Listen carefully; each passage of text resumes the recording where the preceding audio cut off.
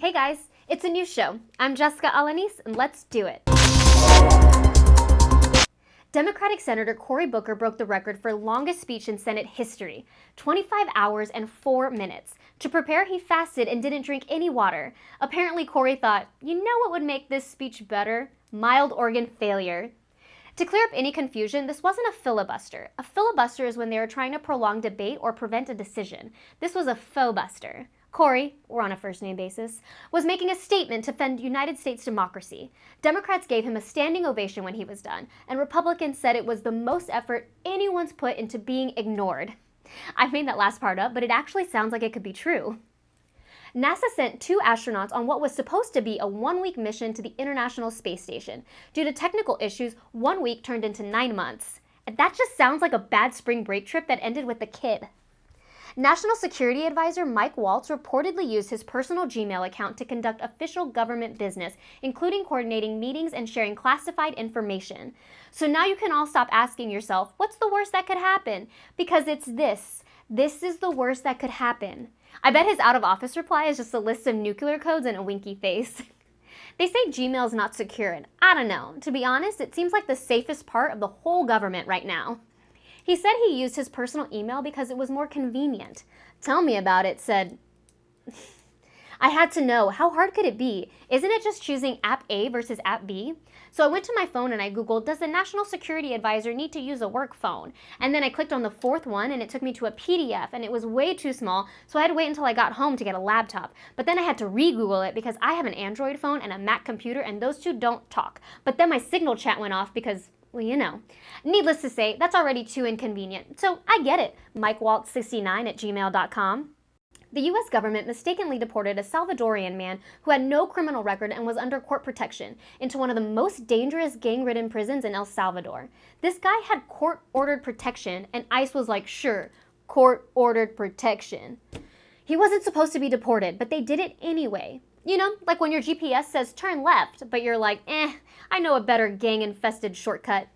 Officials are calling it an administrative error. I mean, sure, sometimes people mess up, like forgetting to turn their straightener off when they leave the house.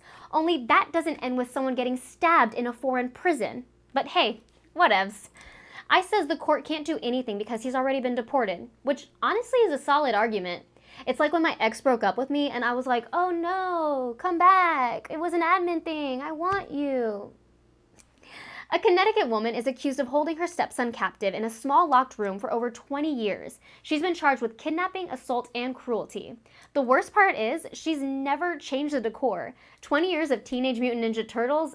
Cowabunga, dude. Only in Connecticut can someone be held hostage for 2 decades and the neighbors are just like, huh? We just thought he didn't like people. I mean, where was his dad? Did she have other kids? Did she do it so he could get a scholarship to Yale? I mean, they do say to write about a hardship. A mother's love knows no bounds, but a stepmother's love knows how to write an essay. The NCAA men's Final Four is set. Florida, Duke, Auburn, and Houston. What started with 64 teams is now down to just 4. Kind of like my hinge matches. 1 L and you're out. Houston may think they have home court advantage because they're playing in San Antonio, except no one in Texas likes Houston except Houston. Yeah, I said it. Still a big NASA fan though. Go Space. The NCAA Women's Final Four is set with Texas, UConn, UCLA, and South Carolina.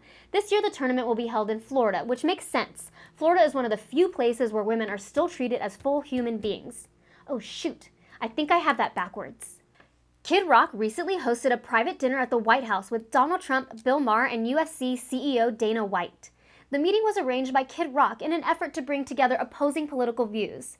The table setting included gold-plated forks, fine china, and a can of Axe body spray as the centerpiece. Trump said he only showed up as a favor to Kid Rock, which is kind of sweet. It's like the world's angriest Make-A-Wish. Also, a favor? He was in your house. Critics are calling it a brave step towards unity. I'm calling it, what the heck is that? His outfit isn't just clothing, it's a mood, a movement, and possibly a domestic incident. Kid Rock showed up in an outfit that says, I love America, but also, don't leave your kids around me, I'm not safe. That's why we're having our first roast of Kid Rock, brought to you by denim, beer, and your cousin's 4th wedding. Yes, judgment. Kid Rock showed up to the White House dressed like someone dared a firecracker to become a person. I've seen NASCAR jackets with more restraint. It looks like he got dressed by someone who only knows America from Cracker Barrel merchandise magazines. You could wring that shirt out and get 2 gallons of Mountain Dew Code Red.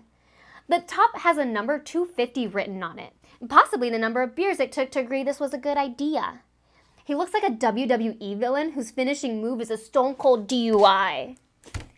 Kid Rock showed up to the White House dressed like a bottle of ketchup had sex with gas station hot dogs.